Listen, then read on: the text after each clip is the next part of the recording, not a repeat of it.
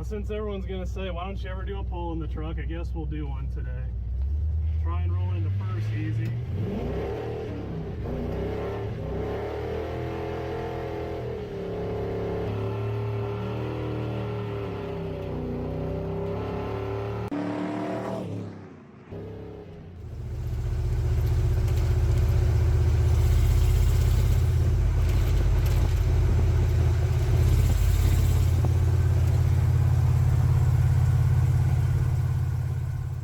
Howdy my friends, and welcome to the channel today. I'm Luke, Thunderhead289, here on YouTube. Now today we're going to diagnose a little accelerator pump anomaly, so it's always handy running a wideband so you can see exactly what's going on. You know, the truck kind of hesitates for a second, not bad, but you know, enough that I can tell there's something going on, and we can see it popping up on the wideband as well. It's always really handy running a wideband so you can see exactly what's going on in your engine. I definitely always recommend running a wideband, and I'll leave a link below if you want to check out getting one for yourself. It just takes all the guesswork out of this, and you can see exactly what your engine is doing all the time. So that being said, when I step on the throttle hard, you know, we don't have as much of an issue, but it's just rolling in the throttle easy from a stop. You know, it kind of goes lean, then it comes back. So that's pretty indicative of an accelerator pump issue. So today we're going to jump under the hood, diagnose it, and fix it. So here's our Junkyard 302 engine. It's a 94 roller engine that I converted to carburation some 40,000 miles ago. So it has really close to 200,000 miles on it at this point, but it runs so good, you know, there's no reason to really change anything. So we're just gonna shut her down here. All right, so we're looking at our ancient Holley 390 CFM 4-barrel. It's a really small guy, but it does really well on this truck. So you know, it seems like we have an issue with the accelerator pump. The lever is moving, so that's the first thing you want to check. But we're not hearing any fuel flow from the accelerator pump nozzle. You can see it there. Now, if I hit it really fast, then I can hear it, which is pretty synonymous with what I was seeing on the wideband. So there's a few things that could be going on here. I have a pretty good suspicion as to what this is, and it's no surprise this carb's been together for absolutely ever. So anyway, with that, I'm going to refire the truck, we'll drain the bowl, and then we'll pull our float bowl off and take a look. So here we go. Fires up pretty good. So one of the big complaints with Holleys is that if you ever try and work on them, they run fuel all over everything. Well, what I like to do before I'm going to do any work on the Holley itself is just a pair of needle nose vice grips, put some fuel line on it here, and then we'll just clamp that on our fuel line. And now, even though the fuel pump is running, you know, it's going to run all the fuel out of that bowl, which again is nice because then you just don't run fuel everywhere. So now we're at the point where we just sit and wait for the engine to use up all the fuel that's in the bowl, and it'll be pretty dry and easy to work on.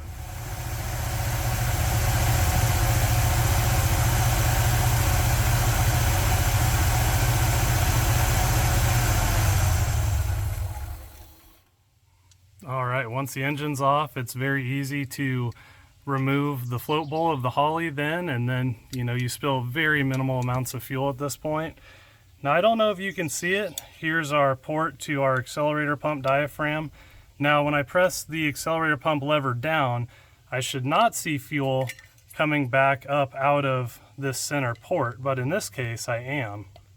We'll see if we can actuate it here. You can see that we have fuel coming out, which we should not. Now, it should draw fuel in when we release the lever. That's how the accelerator pump recharges itself, but when we push it down, it should actually be going out of this port. Now, if I do it really fast, you know, it makes sense that whatever issue is going on here, it kind of overruns it and it gets some fuel, but it's definitely not doing what it's supposed to do. So let me pull this accelerator pump cover off here and show you exactly what's going on and how this is supposed to work, and why I'm pretty sure we have an issue in this location. All right, so I think I found our issue, and this is actually really cool. You know, giving credence to the fact that this is just an absolutely ancient carburetor. Under the accelerator pump diaphragm is this little check ball.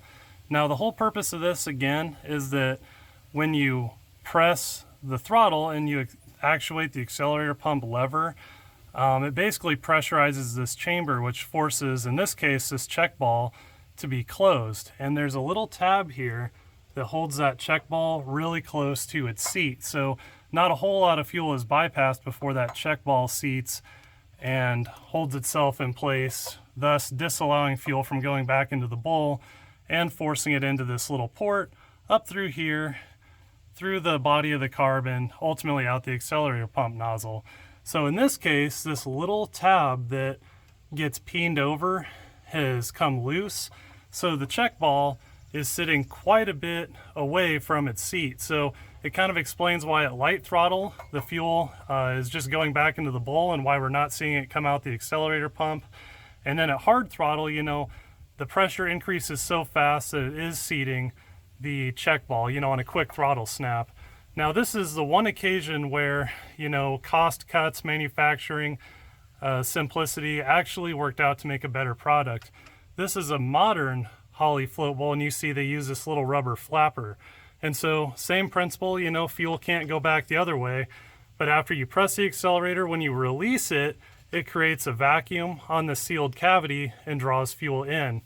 Same deal as with the check ball, but you see the check ball's got a lot going on, and no matter what, it's always going to bypass a little fuel just on the onset of throttle, where the newer model never would. But anyway, we're going to have to take this float bowl and then get something on here and push this little retainer back into place and then peen it back over. So that's our issue.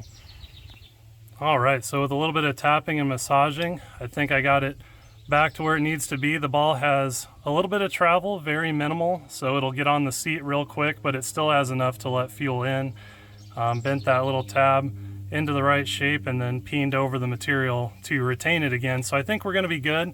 Now this is something that I don't expect anyone to really encounter. This is vintage 1960s carb stuff, at least in this orientation.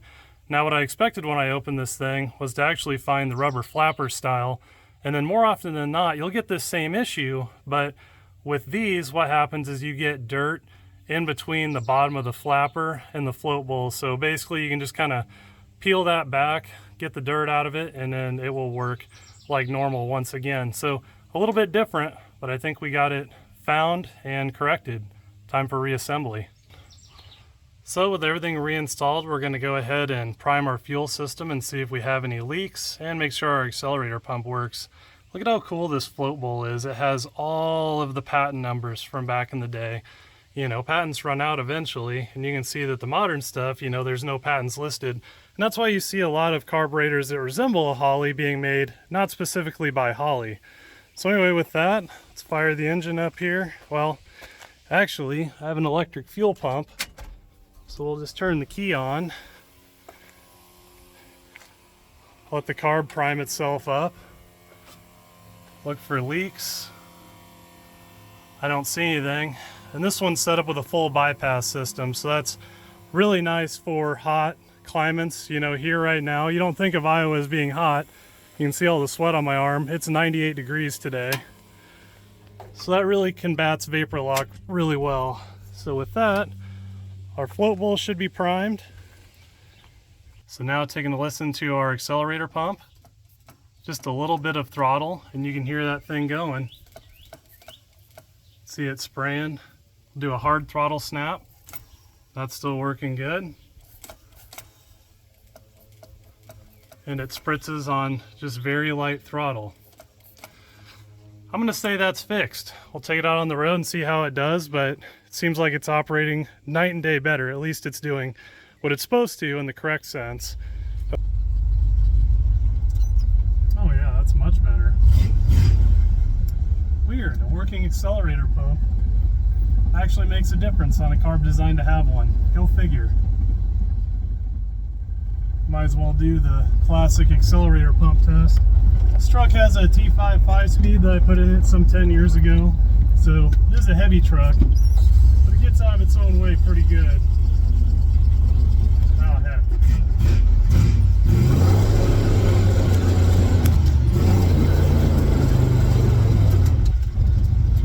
Yeah, I'd say it works pretty okay. And it's funny, you know, a lot of people think a 390 CFM is way too small for a Ford 302. You know, I highly recommend using a CFM calculator for your engine, and just be realistic with yourself of what RPM you're going to typically be spinning the engine to. But with the T5 5-speed in this F100, 390 really hauls the mail in this truck. I classify this as fixed, and the truck's ready for another 70 million, 100,000 trillion miles. This thing never ceases to amaze me. It just runs so good. Everything's just junkyard parts. This goes to show, it doesn't take a lot of money in this hobby to have something pretty fun.